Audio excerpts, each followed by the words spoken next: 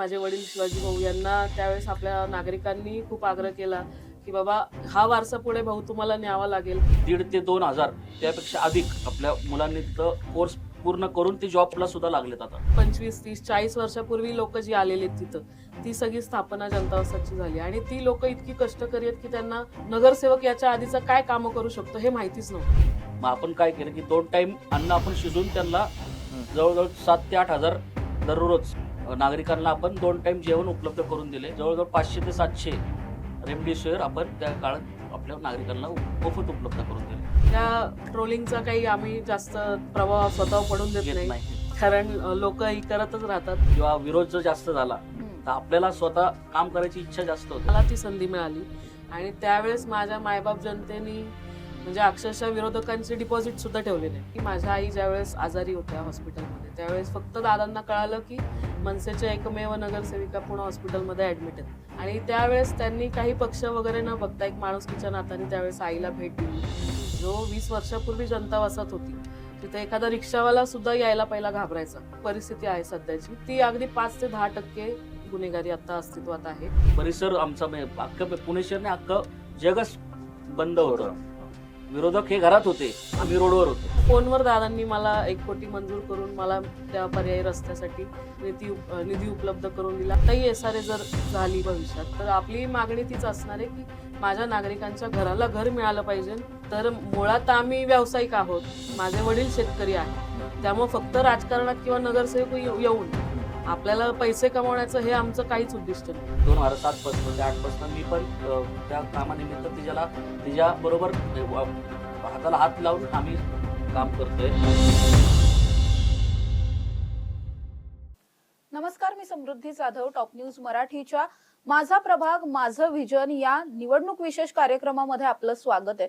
खरं तर पुणे शहराला जी राजकीय घराणी जर आपण पुणे शहरात बघितली तर अशी खूप कुटुंब आहेत ज्या कुटुंबांनी पुणे शहरामध्ये अनेकदा राजकीय सत्ता सांभाळलेली आहे किंवा त्यांचे प्रतिनिधी प्रत्येक वेळेस आपल्याला सभागृहामध्ये पाहायला मिळालेले आहेत. अशाच पद्धतीचं एक कुटुंब आणि याच कुटुंबातील काही सदस्य आज आपल्या बरोबर आहेत. अर्थात माझ्या बरोबर प्रिया गदादे आणि प्रेमराज गदादे आहेत. दोघांनीही आपण जर बघितलं तर हे दोघे आत्ताच्या पिढीतले प्रतिनिधी आहेत या कुटुंबातले. मात्र पर्वतीचा परिसर म्हटला किंवा जनता वसाहत, दांडेकर पूल हा संपूर्ण जर परिसर म्हटला तर गदादे पाटील हे नाव प्रत्येकाच्या तोंडात असतं. अगदी लहान मुलांपासून प्रत्येकाला माहिती असलेलं नाव आहे, कारण गेल्या 2-3 पिढ्यांपासून या कुटुंबानं या परिसरामध्ये काम केलेलं आहे. केवळ राजकीय नाही तर सामाजिक काम सुद्धा मोठ्या प्रमाणामध्ये आहे आणि अर्थातच जेव्हा सामाजिक काम असतं तेव्हा त्याला राजकारणाचीही जोड मिळाली तर ते काम अर्थात जास्त उठूनपणे दिसायला लागतं. आपण जर पाहिलं तर प्रिया गदादे या आपल्याला माहितीये पुण्यातल्या सगळ्यात तरुण नगरसेविका म्हणून त्या एकेकाळी प्रचंड गाजलेलं नाव होतं. त्याचबरोबर मोठ्या लीडनं नगरसेविका झालेल्या त्या नगरसेविका होत्या. या सगळ्याच्या नंतर आता बघतोय आईचा वारसा, आई नंतर स्वतः प्रियाताई आणि आता प्रेमराज दोघे सुद्धा निवडणुकीच्या रिंगणात आहेत यंदाच्या वेळेस. मात्र त्यांचं त्यांच्या प्रभागासाठीचं विजन काय आहे हे जाणून घेण्याचा प्रयत्न करणार. तुमच्या दोघांचंही खूप स्वागत आहे. माझ्या बरोबर माझा सहकारी राजरत्न आहे. राजरत्न, पहिला प्रश्न तू विचार, काय वाटतंय तुला या दोघांचं? ताई, खरं तर तुम्हाला खूप मोठा वारसा आहे छायाताईंचा. छायाताईंचा वारसा तुम्ही कशा पद्धतीने पुढे नेतायत आणि तुम्ही परत एकदा राष्ट्रवादी काँग्रेस पक्षाकडून इच्छुक आहात, तो वारसा तुम्ही कसा पुढे नेताय? नमस्कार. खरं सांगायला गेलं तर 2005च्या आधी माझे वडील व्यवसायाने वाळूवीट सिमेंट, आपलं प्रभागामध्येच आपलं वाळूवीट सिमेंटचं व्यवसाय आहे. तर तो व्यवसाय करत असताना आजूबाजूच्या परिसरांमधले मित्र किंवा काही नागरिक यांच्या ज्या काही म्हणजे बेसिक गरजा आहेत, कुणाला मीटर नाहीये, कुणाचं ड्रेनेज लाईन नाहीये, कुणाला म्हणजे नळ पाण्याचं पिण्याचं पाणी नाहीये, ह्या गरजा त्यांच्या लक्षात आल्या. मग त्यावेळेस मित्रपरिवार असेल किंवा स्थानिक नागरिक असतील यांच्या सोबत घेऊन त्यांना ही समाजसेवेची एक काय म्हणतो आपण साखळी तयार झाली. आणि ती साखळी तयार होत असताना 2006ला माझ्या स्थानिक नागरिकांच्या पाठिंब्यामुळे माझ्या स्वर्गीय आई छायाताई यांनी ती पहिल्यांदा निवडणूक लढवली आणि त्यावेळेस महाराष्ट्रातल्या सगळ्यात एकमेव महिला नगरसेविका म्हणून त्या महाराष्ट्र नवनिर्माण सेनेच्या पक्षातून निवडून आल्या. त्यामुळं ही सुरुवात खरं तर एक समाजसेवेतून झाली, की आपण ज्या परिसरात राहतोय, आपण ज्या प्रभागात राहतोय, तिथं एक समाजाचं देणं आपलं काहीतरी लागतं. एक आपलं म्हणजे काय म्हणतात, एक जबाबदारी आहे. त्या जबाबदारीला मनाशी धरून माझे वडील आणि माझ्या आई या दोघांनी हा समाजसेवेचा वारसा चालू केला आणि तोच आता आम्ही दोघं बहीण भाऊ पुढे नेतोय. तर या सगळ्यामध्ये जसं मी आधीही उल्लेख केला की तरुण नगरसेविका म्हणून तुम्ही त्यावेळेस प्रचंड चर्चेत आला होतात. वोटिंग खूप जास्त होतं, लीड खूप जास्त होतं. ती निवडणूक नेमकी आता आठवते का? कशा पद्धतीने तेव्हा झालं होतं आणि अचानकपणे तुम्हाला निवडणुकीच्या रिंगणात उतरावं लागणार होतं, त्यावेळेसचं प्रेशर आणि आता जेव्हा तुम्ही 3 टर्म नगरसेविका झालेला आहात, आताचं प्रेशर काही वेगळं जाणवतं?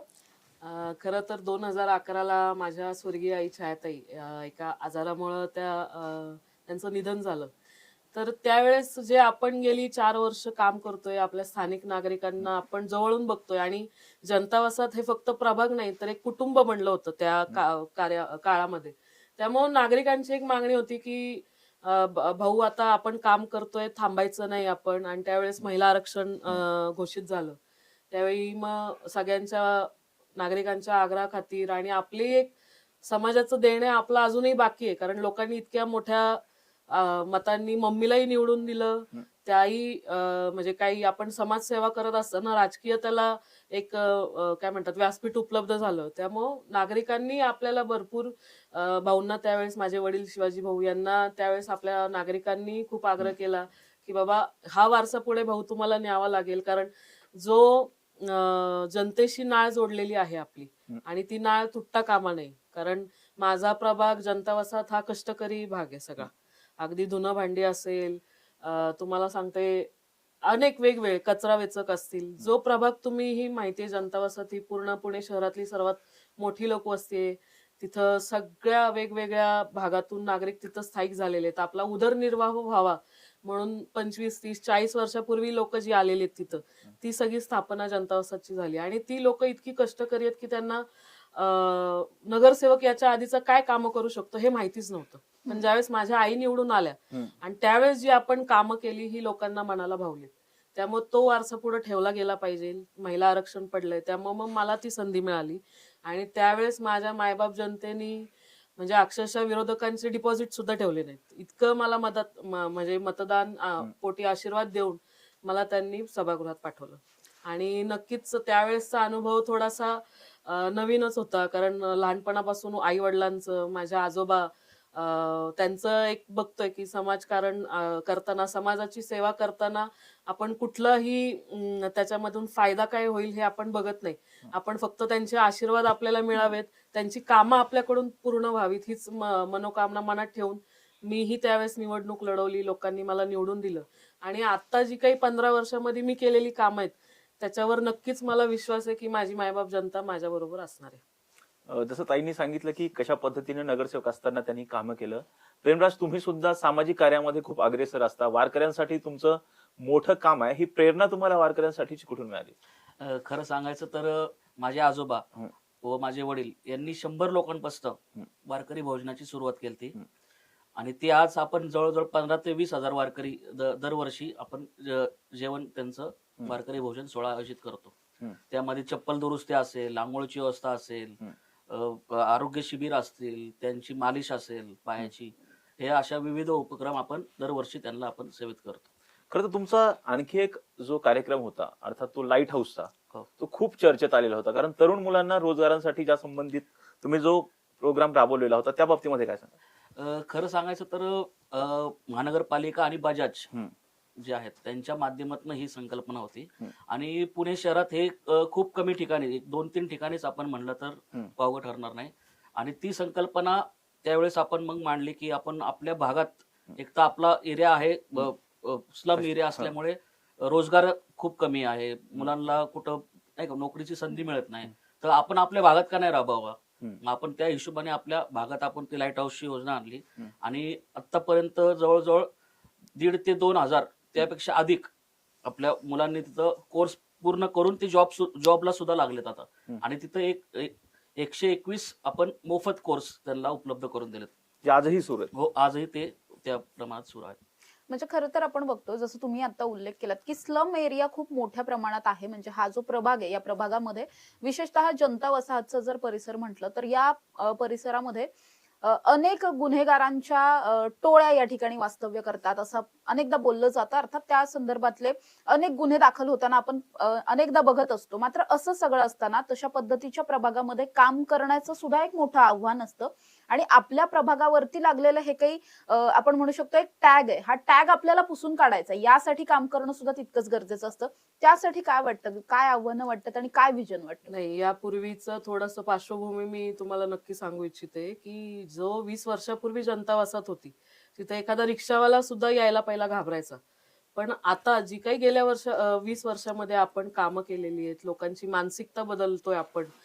आपण मुलं असतील किंवा युवक असतील, बालगुन्हेगारीमध्ये जी मुलं भरकटली जात आहेत, त्यांच्यासाठी वेगवेगळी शिबिरं असतील, ही आपल्या माध्यमातून आपण नेहमी घेत असतो.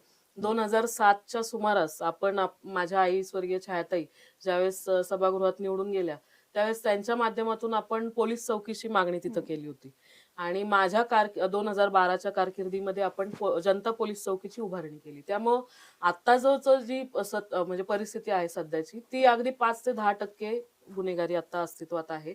आणि ती पुसून टाकण्यासाठी मी आदरणीय आमचे राष्ट्रीय अध्यक्ष अजितदादा पवार साहेब असतील, आमच्या म्हणजे पक्षाच्या अंतर्गत ज्या काही आपल्याला वेगवेगळ्या खात्यामार्फत आपल्याला तिथं उपाययोजना करण्यासाठी आपण तिथं प्रयत्न करतोय. कारण जनता पोलीस चौकी उभारल्यानंतर तिथं जो एक पोलिसांचा आपला वावर असतो किंवा तिथं काही छोटी मोठी घटना झाली की लगेच तिथं पोलीस त्या ठिकाणी पोहोचले जातात. त्यामुळे हा खूप फायदा झाला मोठ्या प्रमाणात. आणि 20 वर्षापूर्वीची परिस्थिती आणि आत्ताची परिस्थिती त्यामध्ये खूप फरक आहे. आणि अगदी 5-10% लोकांमुळे माझ्या वस्तीचं नाव खराब होतं. त्यामुळे नक्कीच ही काही जी 5-10% लोक राहिली त्यांनाही आपण त्यातून म्हणजे ते नाव पुसण्यासाठी नेहमी पुढच्या ह्याच्यात आपण काम करत राहणार आहे. ताई, आपण पाहिलं की जसं तुम्ही नगरसेवक असताना अनेक महत्वाची कामं सुद्धा केलेली आहेत आणि जसं प्रमाणामध्ये तुम्ही सांगितलं की तुमचा प्रभाग हा स्लम प्रभाग आहे, बरोबर आहे? येस. त्या ठिकाणी तुम्ही गल्लीबॉयांना जो नंबर दिलेले आहेत त्यामागची संकल्पना काय होती आणि त्याचा उद्देश काय होता असे नंबर देण्यामागे? 2006च्या पूर्वी म्हणजे अगदी आता प्रिया गदादे कुठं राहतात, एखादा आपला पाहुणा आलाय गावाकडचा, पोस्टमन आलाय किंवा अन्य जे काही आपल्याला कुणाचं घर शोधायचं म्हणलं तर प्रिया गदादे गणेश मंदिराच्या शेजारी राहतात असा पत्ता सांगावा लागायचा. तर माझ्या वडिलांच्या संकल्पना अशी होती की आपण प्रत्येक गल्लीला एक नंबर देऊया की बाबा जय भवानी गल्ली नंबर 8, की तिथं त्या गल्लीतून वरती गेलं की तुमच्या लोकांच्या सगळ्यांची नावं आहेत, घरं आहेत आणि ते सांगायला सोपं पडत होतं की बाबा प्रिया गदादे गल्ली नंबर 8, जय भवानी, जनता वसाहत, पुणे 9. या पद्धतीने आपण ती संकल्पना राबवली की ज्यामध्ये सगळ्या गल्ल्या एकत्र केल्या आपण, की त्या गल्ल्यांना नंबर टाकले आपण, की ज्यामुळे ते सोयीस्कर झालं की आपला पाहुणा असेल, आपले पोस्टमन असतील, अन्य ज्या काही गोष्टींसाठी आपल्याला पत्ता शोधण्यासाठी अडचणी येत होत्या ते आपण गल्ली क्रमांक देऊन संकल्पना आपण सुरुवात केली. आणि आताच्या स्थितीमध्ये आपली वेगळी महाराष्ट्रातला पहिला उपक्रम आपल्याला म्हणावा लागेल की आपण प्रत्येक घर मालक जे आहे तिथलं मूळ घर मालक त्यांच्या नावाने आपण घर क्रमांक आणि घर नंबर दिलेत. हे महाराष्ट्रातली पहिलीच आपली संकल्पना आहे की ज्याच्यामध्ये आपल्याला जो घर मालक आहे त्याचं नाव, गल्ली क्रमांक आणि घर क्रमांक अशा आपण प्रत्येकाला स्वखर्चातून घराला नेमप्लेट बसवली. त्यामुळं फक्त काम करण्यापेक्षा एक जनता वसाहतला वेगळी ओळख निर्माण होण्यासाठी जे काही आपल्या वस्तीचं नाव पूर्वी खराब होतं आणि आता समाजाबरोबर आपली वस्तीही सुधारली पाहिजे आणि आपल्या लोकांची मानसिकता बदलली पाहिजे. कारण आपण बघतो की शक्यतो फक्त फ्लॅट सिस्टीम मध्ये हे नेमप्लेट संकल्पना राबवतो, पण वस्ती ही माझं कुटुंब आहे, जनता वसाहत हे माझं कुटुंब आहे. मग माझ्या वस्तीतल्या लोकांनाही ओळख निर्माण झाली पाहिजे. प्रिया गदादे किंवा माझ्या वस्तीतल्या XYZ माणसाच्या नावाला पण घराबाहेर पाठी लागली पाहिजे. ही संकल्पना आपण राबवली की जेणेकरून लोकांनाही खूप आनंद होतो की माझ्या नावाची पाटी आज माझ्या घरावर आहे. आणि याला खूप मोठ्या प्रमाणात प्रतिसाद माझ्या नागरिकांनी दिला आणि महाराष्ट्रातली पहिली संकल्पना ही ठरणार आहे. दादा, मला तुम्हाला विचारायचं आहे, खरं तर आपण जसं युवकांबद्दल बोललो युवकांबद्दल जसं आपण काम केलं तसंच या संपूर्ण भागामध्ये जर सांगायचं झालं तर खूप गोरगरीब लोकांचा हा संपूर्ण एरिया असं आपण म्हणू शकतो. कष्टकरी जनता आहे. या जनतेसाठी त्यांचं आयुष्य सुलभ सुकर करण्यासाठी जे जे काही करता येईल अशा पद्धतीचे अनेक प्रयत्न या भागामध्ये झालेले आहेत. सामाजिक दृष्टिकोनातून असतील, राजकीय दृष्टिकोनातून असतील. विशेष म्हणजे या सगळ्यामध्ये उल्लेखनीय बाब अशी की या ठिकाणी जनता हॉल नावाचा एक हॉल आहे. ज्या हॉलमध्ये अनेक कार्यक्रम होत असतात. म्हणजे अगदी दररोज म्हटलं तरी जनता हॉलच्या बाहेर काही ना काही चालू असतं. जनता हॉल ही संकल्पना खूप वेगळी होती आणि ती कशी सुचली होती आणि कशी नंतर प्रत्यक्षात उतरवली? खरं सांगायचं तर 2012ला जेव्हा प्रियाताई निवडून आल्या त्या संकल्पनेतनं त्यांच्या विकास निधीतून आपण हा हॉल बांधण्यात आला, जेणेकरून आपल्या गोरगरीब जनतेला म्हणजे आपल्या जनता वसाहत मधले जे नागरिक आहेत सर्वसामान्य त्यांना हा हॉल उपलब्ध आपण 1000मध्येच फक्त उपलब्ध करून देतो. तो पण आपण मेंटेनन्सच्या अभावी घेतो ते पैसे आणि त्यांना मोफत शक्यतो हा उपलब्ध असतो. या हॉलमध्ये विशेष म्हणजे लग्न खूप मोठ्या प्रमाणामध्ये होतात आणि लग्न म्हटल्यानंतर मुलीकडच्यांकडून जो काही सासरच्या मंडळींना दिला जाणारा आपण रुखवत असतो किंवा भांडी असतात, या सगळ्याचं एक काम आहे. आपण अनेकदा बघतो की जेव्हा निवडणुका येतात त्या पार्श्वभूमीवर अशी कामं बऱ्याचदा होत असतात. मात्र गदादे पाटील कुटुंबाकडून गेल्या अनेक वर्षांपासून अनेक मुलींच्या घरातली भांडी जी आहेत ती गदादे पाटील कुटुंबाकडून आलेली पाहायला मिळतात.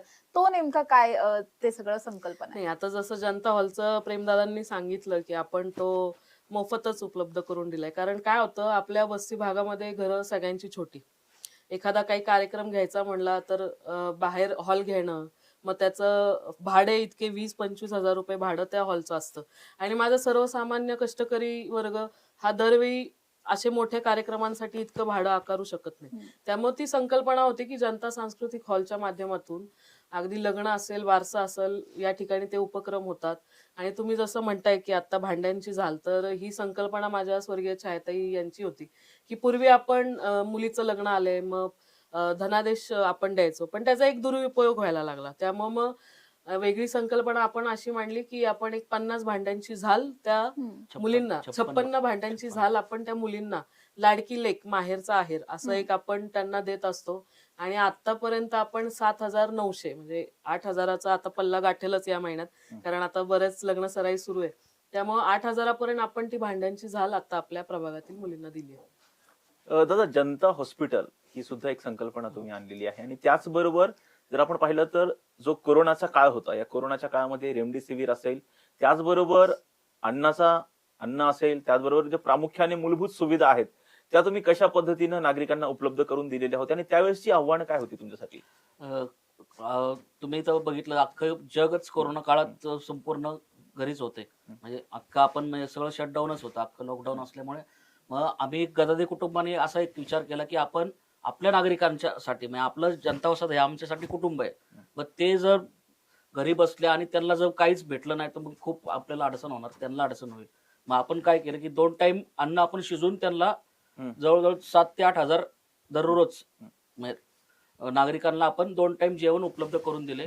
आणि रेमडेसिवीरचं तुम्ही आता जे बोललं ते जवळजवळ 500 ते 700 रेमडेसिवीर आपण त्या काळात आपल्या नागरिकांना मोफत उपलब्ध करून दिले. आणि जनता दवाखाना ही जी संकल्पना आहे ते आमच्या स्वर्गीय आई आमच्या छायाताई असतील, आमची आई, तिच्या संकल्पनेतनं ही खरं तर दवाखान्याची संकल्पना आली. आणि आज जवळजवळ रोज म्हणलं तरी तिथं बरेचसे नागरिक असतील, ज्येष्ठ नागरिक असतील, महिला माता भगिनी असतील, त्या मोफत फक्त केस पेपर काढून त्यांना मोफत गोळ्या औषधं त्यांची ट्रीटमेंट असेल. आपण आता लॅब चालू केलाय जेणेकरून ब्लड टेस्ट वगैरे कुठले असतील ते मोफत आपण त्यांना उपलब्ध करून देतो. जेव्हा आपण जनता वसाहत या परिसराबद्दल जेव्हा आपण बोलतो त्यावेळी विशेषतः कॅनलचा एक मुद्दा खूप जास्त चर्चेत असतो. कारण कॅनल त्या परिसरामध्ये असल्यामुळे तिथे होणाऱ्या दुर्घटनांचा सुद्धा मुद्दा असतो. त्याचबरोबर एकदा कालवा फुटला होता तो सुद्धा प्रश्न असतो. त्यामुळे त्या सगळ्याच्या अनुषंगाने सुद्धा तिथं काम करण्याची आव्हानं होती. आणि ती आव्हानं नेमकी कशी कशी पेलवत काय काय कामं झाली? मग सुरुवातीला ज्यावेळेस आपण तिथं नगरसेवक म्हणून काम करायला गेलो तर पहिलं आपलं एक टार्गेट होतं.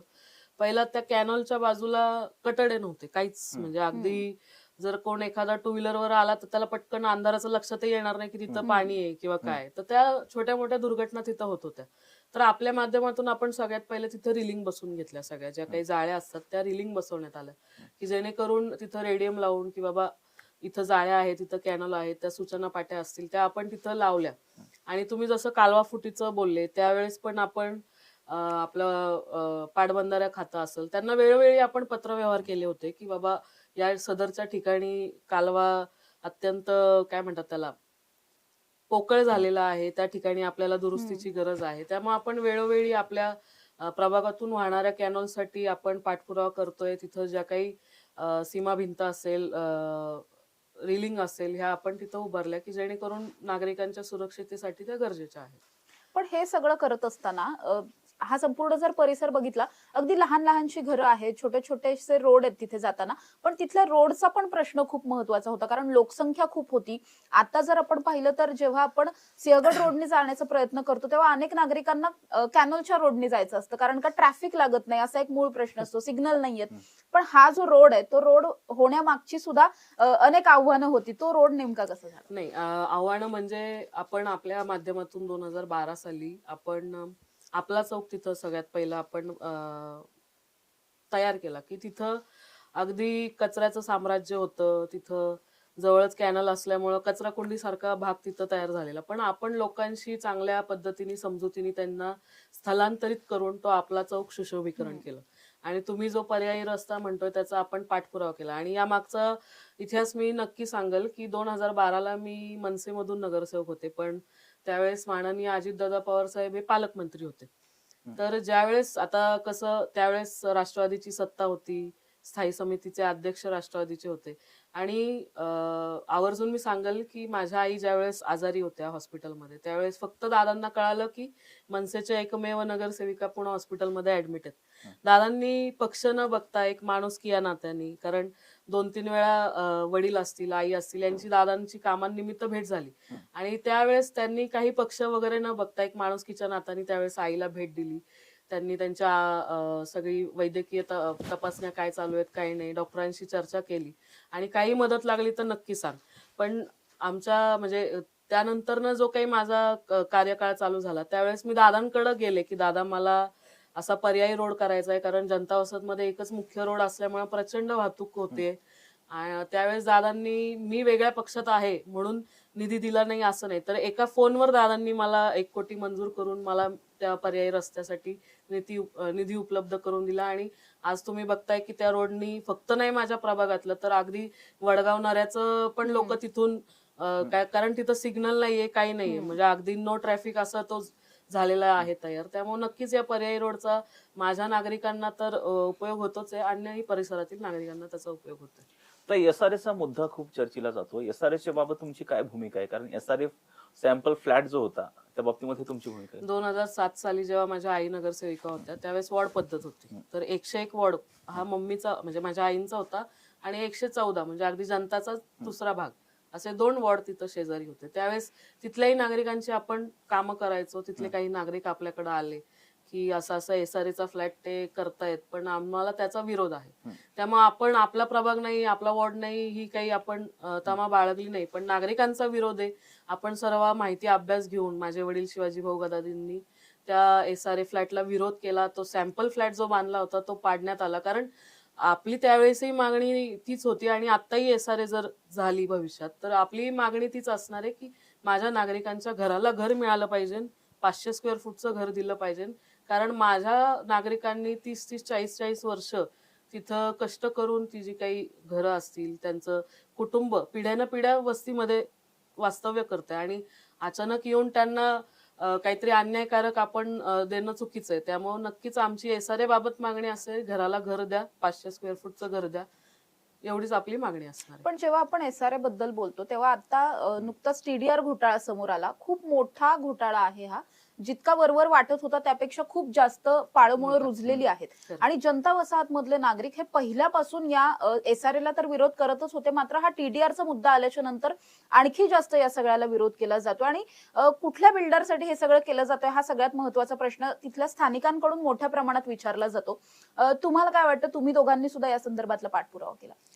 याबाबत आपण ज्यावेळेस प्रसार माध्यमातून हा टीडीआर घोटाळा उघडकीस आला त्यावेळेस आपण एक अभ्यास केला त्याच्यामध्ये की जी ऍक्च्युअल टीडीआरची जी काही आखणी आहे ही पूर्ण वेगळी आणि पेपर्सवर वेगळी, हा बऱ्याच प्रकारचा आपण अभ्यास केला. त्यानंतर आपण या गोष्टीला चॅलेंज करण्यासाठी न्यायालयीन प्रक्रियेमध्ये आता आपण प्रयत्न करतोय, की जेणेकरून माझ्या नागरिकांना कुठेही फसवून या गोष्टीचा म्हणजे या गोष्टीला वाचा फोडण्यासाठी नागरिकांना विश्वासात घेऊन, कारण नागरिक सोबत आहेत, आम्ही त्यांच्या पाठीशी आहोत, कुठेही माझ्या नागरिकांवर अन्याय नाही झाला पाहिजे. त्यामुळे आपण या आता TDR घोटाळ्याबाबत आपण न्यायालयामध्ये जाणार आहोत. ताई, जर पाहिलं तर तुमच्यावरती घराणेशाहीचा आरोप केला जातोय. अर्थात प्रेमदादा असेल किंवा तुम्ही असेल, दोघेही राष्ट्रवादी काँग्रेस पक्षाकडून इच्छुक आहात. या बाबतीमध्ये तुम्ही काय सांगाल? तुमच्यावरती जी घराणेशाहीची टीका केली जाते. नाही, काय खरं सांगाल, मी 2017लाही बंधू प्रेमराज दादा यांनी राष्ट्रवादी काँग्रेस पार्टीकडून निवडणूक लढवली होती. कसं असतं, ज्यावेळेस आपण समाजामध्ये काम करतो आणि काम करत असताना राजकारणामध्ये आपण येतो, पण राजकारणामध्ये आलं तरी सत्ता ही महत्वाची असते. ज्यावेळेस आता मी एकटी किंवा माझ्या आई यांना नगरसेवक म्हणून माझ्या मायबाप जनतेने निवडून दिलं, त्यावेळेस दरवेळी विरोधात बसावं लागलं. त्यावेळेस निधी असेल, काही कामं असतील, याला एक कुठंतरी लिमिटेशन असतं किंवा निधी एवढाच मिळतो. जर आपल्या जनता वसाहत सारख्या ठिकाणी कामं करण्यासाठी, मोठ्या प्रमाणात विकास कामं होण्यासाठी जर एका हाताबरोबर दुसराही हात जोडला गेला, तर नक्कीच या प्रभागाचा चांगला सर्वांगीण विकास करण्यासाठी आणि आदरणीय दादांनी जर संधी दिली तर नक्कीच परत आम्ही दोघंही बहीण भाऊ म्हणून सभागृहात जाऊ. कितीही काम केलं तरी ट्रोलिंगचा सामना अनेकदा करावा लागतो किंवा ट्रोलर्स, आपण जसे सोशल मीडियावर ट्रोलर्स असतात, मोठ्या संख्येने काही ट्रोलर्स हे आपल्या बरोबर असतात.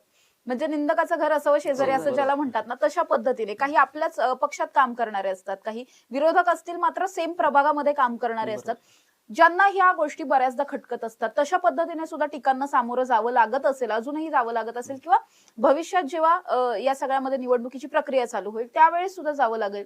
या सगळ्याचं काय वाटतं तुम्हाला? एक तरुण कार्यकर्ते आहात तुम्ही, त्याकडे कसं पाहता? आता तुम्ही जे बोलला की ट्रोलिंग वगैरे, हे ट्रोलिंग तर 100% चालूच असतं. माझ्याविषयी असो किंवा इतर कोणी असो, म्हणजे ट्रोलिंगला आम्ही काय महत्व देत नाही खरं सांगायचं. जेणेकरून आमच्या डोक्यात आम्हाला माहिती, जनता वसाहत किंवा आपल्या प्रभागासाठी आम्हाला काय करायचं भविष्यात, त्या हिशोबाने आम्ही वाटचाल सुरूच आहे आमची. आणि आमचं विजन आहे की पुढं ट्रॅफिकची समस्या असेल, SRA चा विषय असेल, कचरा व्यवस्था असेल.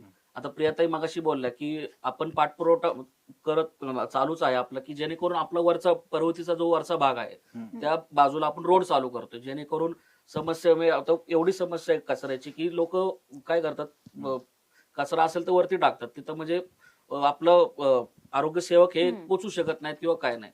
त्यांनी जेणेकरून रोड जर चालू झाला तर जेणेकरून तिथं वाहतुकीसाठी कचऱ्याची गाडी येऊ शकते, कचऱ्यातलं साफ वगैरे होऊन तो परिसर स्वच्छता राहू शकतो, हे आमचा प्रयत्न असणार आहे. आणि त्या रोडच्या माध्यमातून कचरा व्यवस्थापन तर करण्याचं सोयीस्करच असणार आहे. पण जो आपला जनता वसाहतचा एकच मुख्य रोड आहे की त्या ठिकाणी घरं जवळजवळ आहेत, काही वेळेस आग लागली तर फायर ब्रिगेडची गाडी जाणं थोडंसं अवघड होऊन जातं, कारण ट्रॅफिक त्या ठिकाणी मोठ्या प्रमाणात आहे.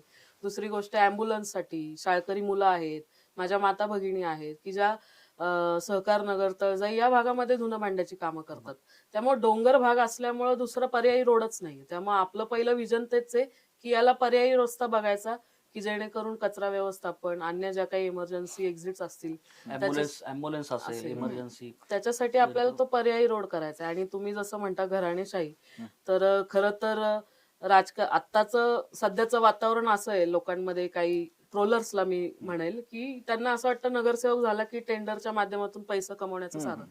तर मुळात आम्ही व्यावसायिक आहोत, माझे वडील शेतकरी आहे, त्यामुळे फक्त राजकारणात किंवा नगरसेवक येऊन आपल्याला पैसे कमवण्याचं हे आमचं काहीच उद्दिष्ट नाही. देवाच्या कृपेने, लोकांच्या आशीर्वादांमुळे आपलं जे काही महिन्याचं रुटीन आहे ते चालू आहे. उलट आपण माझ्या नागरिकांना जे काही आर्थिक अडचण असेल, हॉस्पिटल्सचे बिलं असतील, काही अन्य, म्हणजे आज 700 ज्येष्ठ नागरिकांची बिलं हॉस्पिटलची असेल, औषधांची, ती माझे वैयक्तिक स्वतः शिवाजी भाऊ गदादे पाटील देतात. इंजेक्शन असतील त्यांचे, काय जे काही ज्या पुणे महानगरच्या चौकटीत, पुणे महानगरपालिकेच्या चौकटीत कामं बसत नाहीत, पण आपल्याला स्वखर्चातून आपण ती कामं करतोय, याची यादी खूप मोठी आहे.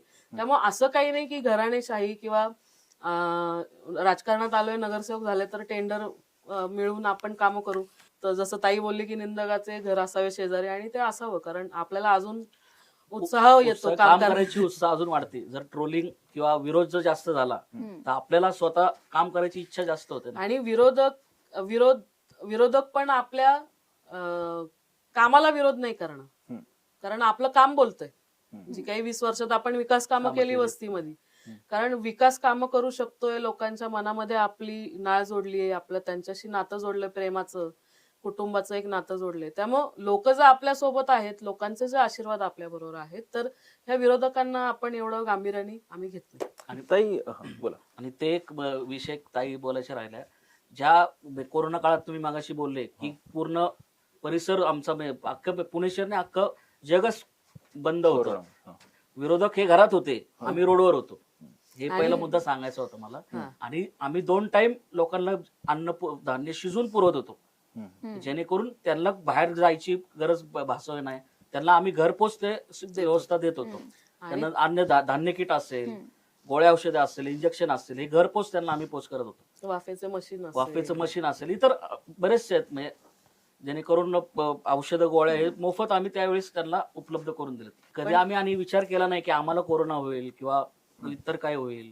लोक आता तुम्ही बघितलं की घरी म्हणजे घरचा असून लांब असं सांगायचे की आमच्या घरी येऊ नका तुम्ही. पाहुणे मंडळी कोण असेल तरी म्हणायचे आमच्या घरी नका येऊ, कोरोना आहे. हम्म. तसा विचार आम्ही नाही ना केला.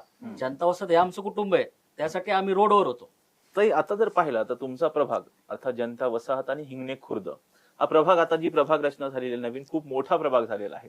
आणि जनता वसाहत मध्ये तुमचं खूप मोठं काम आहे. तुम्ही हिंगणे खुर्द हा जो भाग आहे तो तुम्ही कसा कव्हर करणार आहात, तिथपर्यंत मतदारांपर्यंत कसं पोहोचणार? नाही, कसं आहे, जनता वसाहत हा आपला कष्टकरी भाग वर्ग येतो, आणि हिंगणे खुर्द जो आहे तो सर्वसामान्य मध्यमवर्गीय. 2 वेगवेगळ्या गोष्टी आहेत. ज्या स्लम मध्ये आपण काम करतोय, लोकवस्तीमध्ये काम करतोय, त्यांच्या गरजा वेगळ्या आहेत. आणि ज्या मध्यमवर्गीय सोसायटी भागातला वर्ग आहे यांच्या गरजा वेगळ्या आहेत. त्या दोघांशी समतोल राखून त्यांची जी काही मागणी, त्यांच्या ज्या काही दैनंदिन कामांची गरजा असतील, कारण सोसायट्यांचे प्रश्न वेगळे आहेत, आपल्या लोकवस्तीचे झोपडपट्टीचे प्रश्न वेगळे आहेत. त्यामुळे नक्कीच त्या लोकांना आपण विश्वासात घेऊन त्यांच्यापर्यंत पोहोचण्याचं आपलं काम तर चालूच आहे. पण ज्या काही बऱ्याच ठिकाणी, आणि तो पण जो भाग आहे तो वेगवेगळ्या समाजाचा आहे, असं काही नाही की एकाच समाजाला मानणारा वर्ग तो आहे. त्यामुळे त्यांनी अगदी बॉर्डर लाईन त्यांना माहिती आहे जनता वसत मध्ये आपण काय कामं केलेत. त्यामुळं त्याही लोकांचा मला खात्री आहे की त्यांनाही आपल्यावर ते एकदा विश्वास ठेवून बघतील. त्यांनाही ज्या काही अपेक्षा असतील, त्यांची जी काही कामं आहेत ती आपल्या माध्यमातून आपण नक्की करणार. जेव्हा आपण प्रभागाबद्दल बोलतो तेव्हा प्रभाग रचनेमध्ये सत्ताधारी पक्षांनी मोठे अडथळे निर्माण केले, किंवा आपल्याला पाहिजे, आपल्याला हवा तशा पद्धतीने प्रभागांची यावेळेस बॉर्डर्स टाकल्या वगैरे, असं खूप बोललं गेलं. तुम्हाला असं काही वाटतं का? आणि तुम्हाला या नवीन प्रभागाविषयीची आव्हानं काय वाटतात? मग नवीन आव्हानं मी काय म्हणाल, जिथं काम करण्याची संधी उपलब्ध होती त्याचा फायदा आपण घेतला पाहिजे. कारण अडथळे तर नेहमीच आयुष्यात येत राहतात. प्रभाग रचना किंवा वेगळा कुठला प्रभाग आलाय, जिथं काम करायला मुभा आहे तिथं आपण काम करायला पहिले पुढे असणार आहे. ताई, राज्यात महायुती म्हणून एकत्र आहात. इथे आमने सामने भारतीय जनता पक्ष विरुद्ध राष्ट्रवादी अशी थेट लढतच होणार आहे. तर पाहिलं तर देवेंद्र फडणवीसांनी जे प्रेस कॉन्फरन्स मध्ये सांगितलेलं होतं की आमच्या समोर मैत्रीपूर्ण लढती असणार आहेत. याकडे कसं बघताय आणि विरोधी पक्षाला कसं चॅलेंज म्हणून बघताय? नाही, खरं चॅलेंज म्हणता नाही येणार. आदरणीय अजितदादा पवार साहेब यांनी जे काही आम्हाला काम करण्यासाठी सुरुवात सांगितली की बाबा आपण स्वबळावर कामं करायचे, कारण आपल्याला युती होऊ न होऊ हे मॅटर नंतर करतं, पण आपला जर सदस्य किंवा आपला जो काही लोकप्रतिनिधी आहे त्याचं जर काम बोलतोय तर महायुती होईल किंवा नाही होईल त्याचा इफेक्ट त्याच्यावर नाही पडला पाहिजे.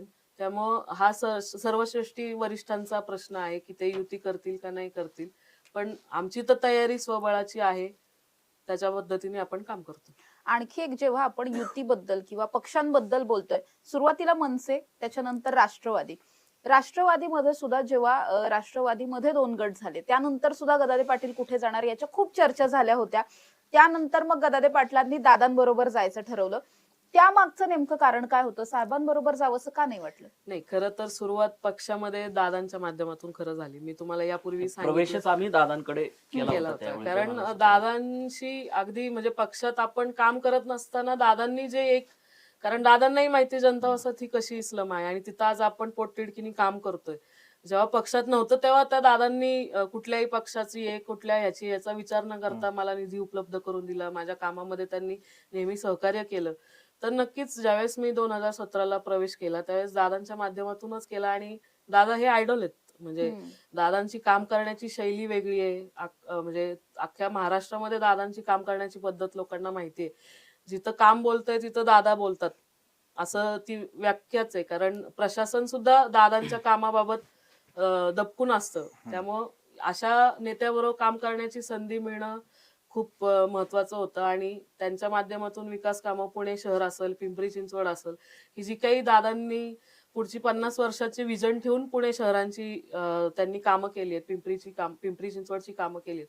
नक्कीच माझ्या प्रभागासाठी मग मी अशा विजन असलेल्या नेत्याबरोबर का नाही जावं. त्यामुळे दादांसोबत काम करण्यासाठी आणि नेहमी जे 6 वाजता उठून लोकांचे प्रश्न सोडवतात ते रात्री 12 पर्यंत अशा आमच्या दादांशी आम्ही का नाही प्रामाणिक राहावं असं होतं. त्याचबरोबर आपण जर बघितलं पुणे शहरामध्ये सध्या भाजपच्या वतीने इतक्या मोठ्या संख्येने इच्छुक आहेत. केवळ पुण्यातच नाही, आपण महाराष्ट्रामध्येच भाजप हा एखादी मोठी सत्ता घेऊन येत असलेला पक्ष काही 1-2 टर्म मध्ये जर आपण पाहिलं तर तशा पद्धतीने पाहायला मिळतो. युवकांचा ओढा त्या पक्षाकडे फार जास्त प्रमाणात आहे.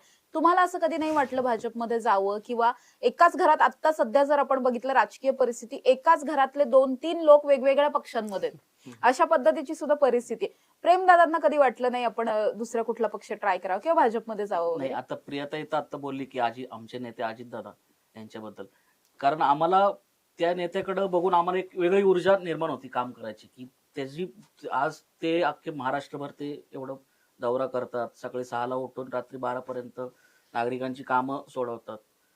आणि असा नेता आम्ही कधी माझ्या उभ्या आयुष्यात मी तर बघितला नाही की आज जर कॉन्टॅक्ट नाही झालं किंवा आपण जर फोन केला की रिसिव्ह नाही झाला काही कामानिमित्त तर त्यांचा स्वतःहून आपल्याला फोन येतो की काय रे, काय काम होतं का तुमचं, काय अडचण होती का. मग अशा नेत्याबरोबर आपण का नाही राहावं हे आमची.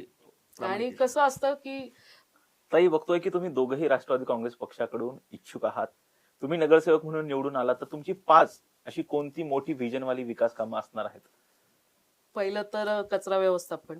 कारण एकच मुख्य रस्ता असल्यामुळे, डोंगर भाग असल्यामुळे बरीच घरं आहेत तिथं त्या ठिकाणी. त्यामुळे कचरा व्यवस्थापनाची आपल्याला प्रामुख्याने त्याबाबत एक वेगळी यंत्रणा किंवा एक मोठं काम कचरा व्यवस्थापनाबाबत करायचंय. दुसरी वाहतुकीची समस्या बऱ्याच त्या ठिकाणी आता वाढलेली आहे. कारण माझा प्रभाग तर आहेच, पण अन्य परिसरातून लोक तिथं ये जा करतायत. कारण एक जवळचा आणि सोयीस्कर रस्ता म्हणून त्या जनता वसाहतच्या रस्त्याकडे पाहिलं जातं. त्यामुळे तिथली वाहतूक व्यवस्था व्यवस्थित करणे हा महत्वाचा विषय आहे. दुसरं, ज्येष्ठ नागरिक असतील, माझ्या माता भगिनी असतील, यांचे जे काही आरोग्य आहेत, कारण आता आपण बघतोय धावपळीच्या जीवनामध्ये आरोग्य. आता आपल्या जनतामध्ये एकच शाळा आहे, ती गावडे शाळा म्हणून आहे. तिला आपण ई लर्निंग कसं करता येईल पुढच्या 5 वर्षात आपण, जेणेकरून सर्वसामान्य मुलं ही चांगल्या प्रकारे शिक्षण घेतील, त्यांचं विजन चांगलं, मग पुढं भविष्यात ते चांगले घडतील या हिशोबाने आपण कारण आपला वर्ग कसा आहे, सकाळी कामाला गेली माझी महिला तर ती संध्याकाळी येते. मुलांचं तिथं शिक्षण चांगल्या पद्धतीचं व्हावं. उद्या आपल्या जनता वसाहतच्या आपल्या प्रभागाची ते पिढी आहे, युवक आहेत, त्यामुळे त्यांचा बेस चांगला व्हावा यासाठी ई लर्निंग शाळा सुरू करण्यासाठी आपण प्रयत्न करणार आहे. आणि माझ्या जनता वसाहत मधील, माझ्या प्रभागातील जे काही तरुण तरुणी आहेत त्यांना एक व्यासपीठ मिळावं, रोजगार मिळावा, स्वयंरोजगार असेल किंवा नोकरी मिळेल यासाठी आपण प्रयत्न करणार, की जेणेकरून माझ्या मुलांनी बाहेर न जाता आपल्याच वस्तीमध्ये त्यांना काहीतरी रोजगार मिळाला पाहिजे. ते महिलांना काहीतरी घर बसल्या काम मिळालं पाहिजे, की जेणेकरून माझी महिलाही सक्षम झाली पाहिजे. अशा ज्या काही विजन्स आपण ठेवतोय की पुढे भविष्यामध्ये माझ्या वस्तीचा चेहरा मोहरा अजून चांगल्या पद्धतीने, जो 20 वर्षापूर्वीचा होता आणि जो आपण 20 वर्षात कामं केली त्याच्यामध्ये बदललेला, आणि अजून पुढची 50 वर्ष डोक्यात ठेवून आपल्या प्रभागाचा आपण चेहरा मोहरा बदलण्यासाठी नक्कीच विजन ठेवून अजून काम एक विषय करणार. होता की पार्किंगची समस्या आपल्या प्रभागात, आपल्या जनता वसाहतमध्ये खूप मोठी आहे, जेणेकरून आता लोकवस्ती वाढली आहे आणि पार्किंग किंवा रोड्स तेवढेच राहिलेत. आणि आता तुम्ही तर प्रत्येक बघताय की एका घरात 2-2, 3-3 टू व्हीलर असेल, एक 4 व्हीलर असेल, ही समस्या आपल्याकडे उद्भवत लागली. त्या हिशोबाने आम्ही पार्किंगचं नियोजन पुढे ठेवलंय की पुढच्या 5 वर्षात आपण कसं करता येईल, डबल 2 मजले, 3 मजले, 4 मजले पर्यंत कसं पार्किंग आपल्या इथं करता येईल, म्हणजे जे आपण काय टप्पे ठेवलेत तिथं काय आपल्याला बसवता येईल का पार्किंग, हे आमचं नियोजन पुढे असणार आहे पुढच्या वेळी. तुम्ही विजन सांगितलं, मात्र जेव्हा आपण विजन वरती बोलतो त्यावेळेस आव्हानं सुद्धा खूप मोठ्या प्रमाणात असतात. सध्याचं आव्हान असं दिसतंय की संपूर्ण पुणे शहरामध्ये शिवसेना आणि भाजप एकत्र लढणार आहे. दुसरीकडे आपण महाविकास आघाडीचं जर सांगायला गेलं तर आता मनसेला सोबत घेण्याची तयारी सुद्धा झाली. म्हणजे तिकडे 4 पक्ष विरुद्ध इथे 2 पक्ष विरुद्ध एकटे राष्ट्रवादी, अशा पद्धतीचं एकंदरीत वातावरण आहे. त्यामुळे इच्छुक खूप आहेत. विशेष म्हणजे प्रभाग क्रमांक 28 जो आहे, इच्छुक खूप आहेत आणि सगळे बऱ्यापैकी मोठे मोठे चेहरे यावेळेस इच्छुक आहेत. त्यामुळे या सगळ्याच्या माध्यमातून आव्हानं या निवडणुकीची काय वाटतात? आव्हानं मी तर सांगेल, कारण आपल्याकडे कामाचा मोठा संदर्भ आहे. आपण केलेली कामं ह्या जोरावर आपण लोकांकडे जाणार आहोत, नागरिकांपर्यंत जाणार आहे. आणि कसं आहे की फक्त निवडणुकीपुरतं आपण आपली जनसंपर्क कार्यालय उघडायची आणि नंतर परत तिकीट नाही मिळालं तर बंद करायची, असं कधीच होत नाही. कारण आपलं 365 दिवस आपलं जनसंपर्क कार्यालय. आणि मी तुम्हाला आवर्जून सांगते, जरी ऑफिसवर भाऊ कधी भेटले नाहीत, म्हणजे माझे वडील कधी भेटले नाही, प्रेमदादा नाही भेटले, कारण माझ्या प्रत्येक नागरिकाला माहिती आहे आपलं घर कुठं आहे. ते घरी पण डायरेक्ट येतात. त्यामुळे ही नाळ आहे की कुटुंब आहे म्हणून आपण, आणि फक्त निवडणुकीपुरतं आपण यात्रा काढणं, कुठं देवदर्शनाला नेलं, हे आपण करत नाही. आपण वर्षानुवर्ष वारकरी सेवा प्रतिष्ठानच्या माध्यमातून ही करतच आलो.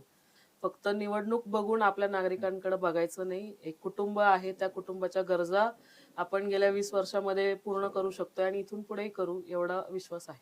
आणि 24 तास आपलं जनसंपर्क कार्यालय उघडं असतं. म्हणजे लोकांना जर वाटलं रात्री 2 वाजता काय प्रॉब्लेम असेल तरी आमचे फोन हे त्यांच्यासाठी उपलब्ध असतात. आणि आम्ही फोन उचलून त्यांना सांगतो की काय अडचण असेल, कुठं पास असेल, कुठलं मयत असेल, कुणाला ॲम्ब्युलन्सची गरज असेल, हे आम्ही त्या वेळेला त्यांना उपलब्ध करून देतो. आता अगदी शेवटचा प्रश्न, अर्थात 15 तारखेला मतदान होणार आहे, अर्थात 15 जानेवारीला मतदान होणार आहे. त्या निमित्तानं मतदारांना तुम्ही दोघंही काय आवाहन कराल?